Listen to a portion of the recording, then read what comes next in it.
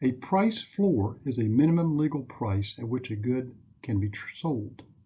The minimum wage is an example. In the labor market, employees are the sellers and employers are the buyers.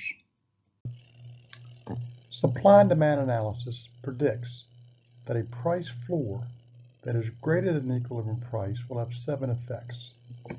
Now let's draw a graph to show what we're talking about here. I'm going to draw a supply and demand graph, quantity on the horizontal axis, price on the vertical axis, demand, supply, I'll label them. And again, let's assume for simplicity that the equilibrium price is 10 and the equilibrium quantity is 1,000. In the market system, shortages and surpluses will push price towards the market price at $10. Or the market price of $10 will evolve in a market.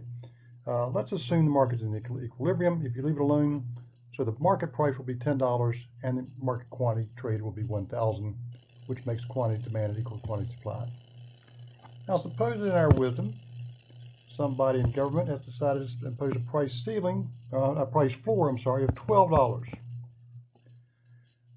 This price floor is above the equilibrium price. The first and obvious effect is the market price will equal the price floor.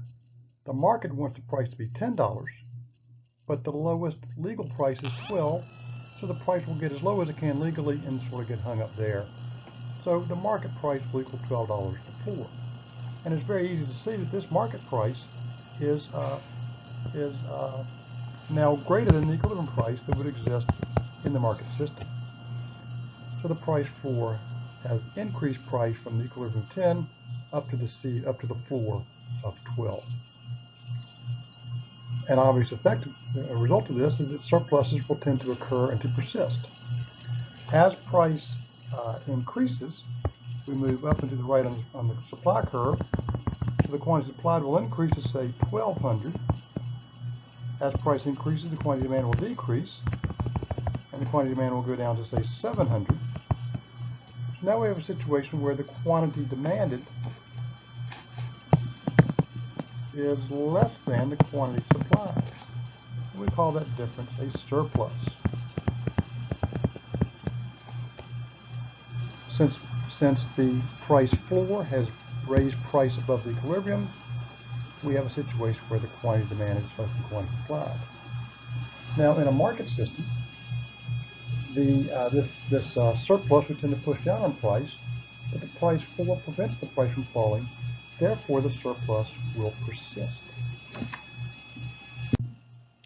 The third effect is that the quantity traded will equal the quantity demanded, and this is less than the quantity supplied. Let's use our graph again to demonstrate. I've got quantity, I've got price, I've got a supply curve, I've got a demand curve.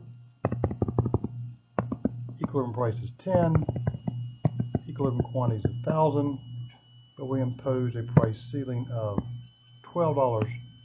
price floor of $12, which increased the quantity supplied to 1,200, and the quantity demanded fell to 700. I recognize that my graph may not be drawn to scale very well. What's happening? How much will be traded at this price of $12? Well, we've got 700 people who want to buy and 1,200 people who want to sell. Since this means that every seller willing to sell cannot find a buyer willing to buy. Since sellers cannot force buyers to buy more than they want, the sellers will only sell the quantity demanded, even though this amount is less than the quantity supplied. So 700 people will purchase, and we're going to have 700 lucky sellers and 500 sad sellers.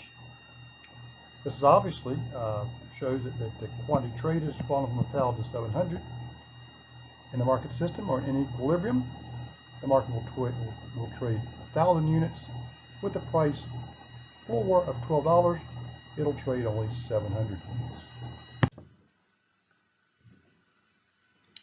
The fifth effect, since we have a surplus of the good, alternative rationing mechanisms will emerge to allocate sales among the sellers.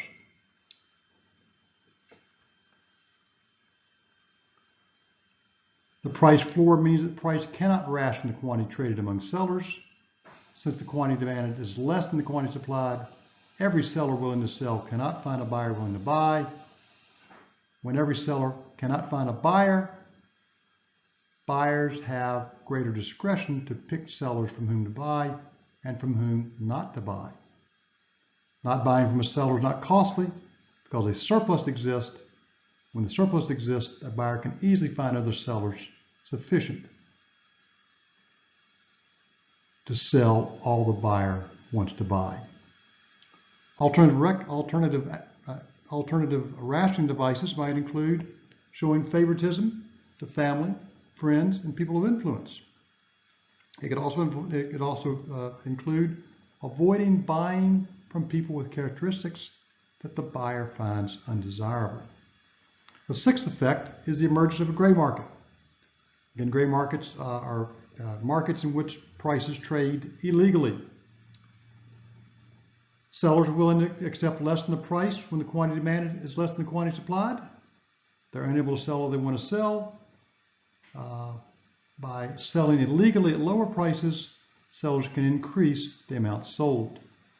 Some examples here would be sweatshops or farms that pay less than the minimum wage, even though they were required by law to pay the minimum wage. Workers accept these low wages because the alternative is even worse. Another example might be Uber. One reason that Uber is so successful is that regulations in many localities create price floors on the fares that taxi cabs may charge, and Uber's found a way to get to charge lower fares. And in fact, the taxi cab companies in many cases are charging them with acting illegally. The seventh effect is that producers will develop and use tactics that reduce the real price without reducing the posted price. For example, they can increase the quality of the good. An example of this occurred when federal regulations back in the 60s, 70s, 80s created price floors for airlines. At that point, airlines competed by offering frequent flights, great meals, and attractive stewardesses. The term flight attendant did not exist at that time. Another way that they can, in effect, raise the effective price, where they could lower the effective price, is to give the buyer discounts or easier access to other items not subject to the price controls. Now, what happens if the price floor is below the equilibrium price? Nada. It'll have no effect. A great example of this, what would happen if we passed a law making prices for hot dogs less than 2 cents illegal? Absolutely nothing. Nobody's selling hot dogs for less than 2 cents right now. So making it illegal to charge less than that would not affect people's behavior in any sense.